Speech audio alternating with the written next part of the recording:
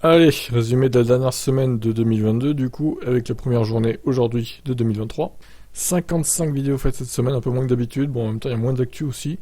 On commence avec Schumacher de Ralph donc, Ralph Schumacher qui voit un avenir chez Mercedes pour Mick en tant que titulaire. Bon je crois qu'il se fait un peu des films, notre ami Ralph là. Les tensions vont-elles continuer entre les deux pilotes Red Bull en 2023? On peut se poser la question. Verstappen, je veux rester au sommet, ma motivation est encore plus grande. Il a faim Max. Alors Audi veut gagner, bon ils ont dit 2028. En gros, ils veulent faire 2026-2027 et 2028 ils veulent commencer à gagner. Bon, on verra si c'est vrai ou pas. S'ils y arrivent. Un nouveau circuit près de Séville se dévoile au calendrier de la F1 dès 2024. Ça me paraît un peu tôt, Barcelone a encore un contrat donc ça me paraît compliqué. Mais bon, les contrats ça se casse. Même pour les circuits. Russell, on a vu avec la Russie d'ailleurs. Russell, Hamilton a peut-être sauvé ma carrière en Formule 1. Bah oui, c'est toujours mieux de battre un mec comme Hamilton qu'un mec comme Latifi. N'est-ce pas? Horner sur le plafond budgétaire, j'aimerais voir moins de pression au-delà de la limite. Est-ce que tu veux encore dépasser le plafond, Horner? C'est ça que tu veux? Petite vidéo archive avec Jean Alési avec ce Ferrari V12 Suzuka 95. Voilà, pour combler un peu le manque de news, on va dire. Brundle met en garde Hamilton et Leclerc, Verstappen évolue à un autre niveau. Et ils sont pas nuls non plus, hein, Hamilton et Leclerc. Hein. Ils peuvent très bien rivaliser avec Verstappen. Hein. C'est pas le dieu de la Formule 1, hein, Verstappen. Finalement, Tsunoda se verrait bien leader chez AlphaTauri en 2023. Ça va être dur hein, face à De Vries. Je pense que Tsunoda il va avoir fort à faire. Pat Simons en veut à la FIA d'avoir cédé au lobbying de Mercedes suite à Bakou. Les fameuses douleurs de Lewis Hamilton. Herbert se dit déçu de ne plus voir Binotto chez Ferrari. Ouais, je pense que c'est mieux pour la Scuderia. Hein. Rosberg, Vettel pourra compter sur ses fans pour ses futurs projets hors F1, pas faux. Michael Schumacher toujours dans l'inconnu 9 ans après, bah oui, ça fait 9 ans qu'il est arrivé, donc cet accident de ski là, malheureux, malencontreux, et on ne sait toujours pas en quel état il est, même si on peut s'en douter. Voilà ce que va toucher Ricciardo en 2023, un véritable jackpot. Alors de mémoire, c'est 2 millions de salaire chez Red Bull, plus 20 millions de McLaren, donc 22 ou 23 millions quoi. C'est énorme. Pour rien faire de la saison, à part du simulateur et des trucs marketing, quoi. Magnifique. Le gros lot pour Daniel. Les chefs d'équipe ont fait leur classement annuel des meilleurs pilotes de la saison 2022. Je vous laisse aller voir le classement. Les ONG se battent pour obtenir les services d'Hamilton, mais laissez-le se concentrer là sur sa prochaine saison. Verstappen ne sera pas élu athlète de l'année 2022.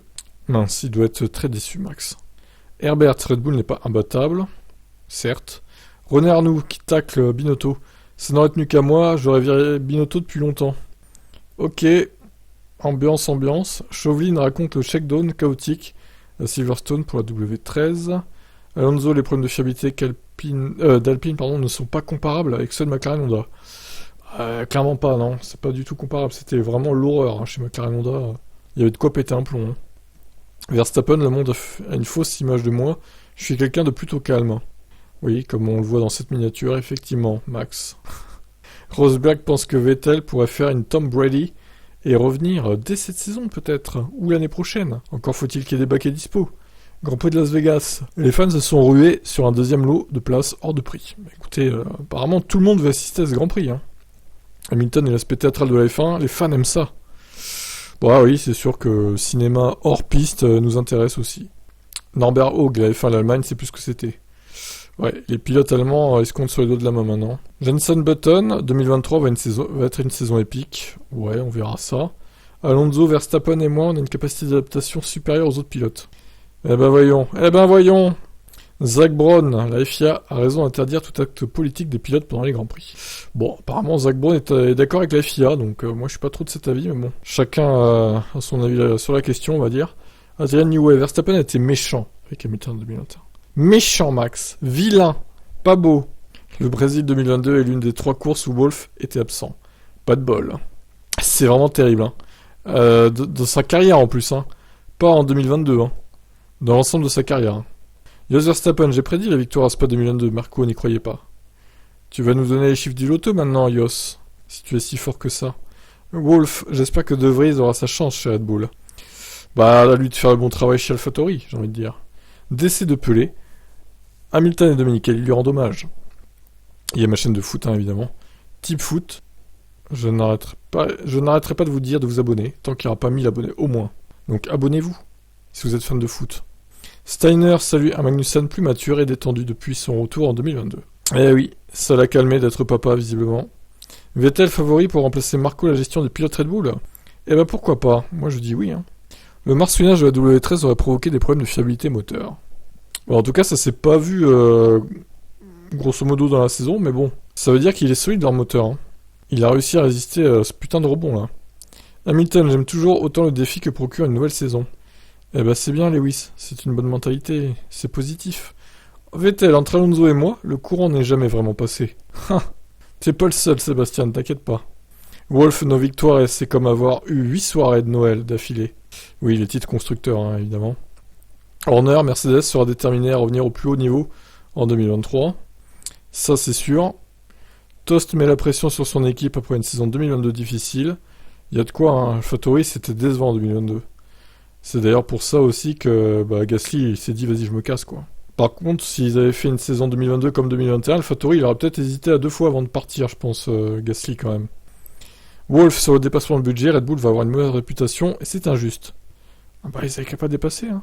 Mercedes devrait bien garder son concept zéro ponton et c'est comment simuler le marsouinage maintenant. Ça c'est une bonne nouvelle. Wolf remet 2022 en perspective, c'était pas non plus un désastre absolu. Alors je vais mettre même ce n'était, puisque c'est dans le passé. Voilà, bah il y a pire, hein. C'est sûr que bon, c'est beaucoup mieux que Williams par exemple. Si on peut comparer ça, mais bon. Il faut aussi se dire qu'ils ont gagné 8 fois de fil le titre constructeur. Et là ils sont que 3ème donc. C'est compliqué quand même pour Mercedes. Sont passés de héros à zéro en fait. Andretti exclut tout rachat d'une équipe existante et veut partir d'une feuille blanche. De toute façon ils n'ont pas trop le choix j'ai l'impression. Wolf souhaite une bonne année à tout le monde. Moi aussi d'ailleurs. Sofnauer revient sur la négociation compliquée avec AlphaTauri pour engager Gasly. Ça a été un chemin de croix visiblement. Wolf, c'était difficile de voir Hamilton souffrir du dos comme ça à bas coût. Alors certains disent qu'il en a fait un peu trop. Et oui, Hamilton, voilà, il en a rajouté. Est-ce que c'est vrai? Je ne sais pas. Je peux pas vous dire honnêtement. Vous voyez, je suis objectif. Moi, en tant que fan d'Hamilton, j'aurais pu vous dire non, il en a pas rajouté, il a souffert énormément. Arrêtez de le critiquer. Bah je sais pas, peut-être qu'il en a rajouté honnêtement. Il y a que lui qui le sait. Hein. C'est comme les joueurs de foot, des fois ils simulent un peu les pilotes de F1. Ricciardo est impatient de tester le simulateur Red Bull afin de se comparer à Verstappen et Perez. Bah franchement ouais, j'ai envie de dire, il verra au moins là si c'est un pilote fini ou pas. S'il se prend 4 ou 5 dixièmes au tour, il faudra se poser des questions là quand même. Hein. Par contre, s'il est à 1 ou 2 dixièmes seulement, surtout de Verstappen, ça veut dire qu'il sera pas fini en fait.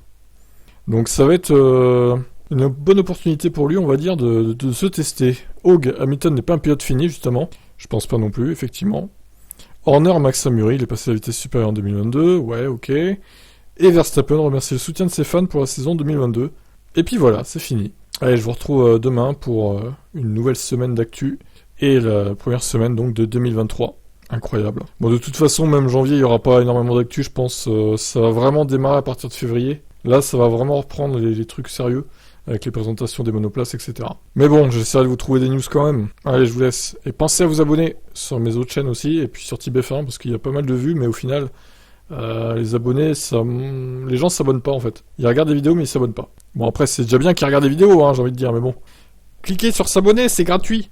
Ça coûte rien. Allez, je vous laisse. Bye bye.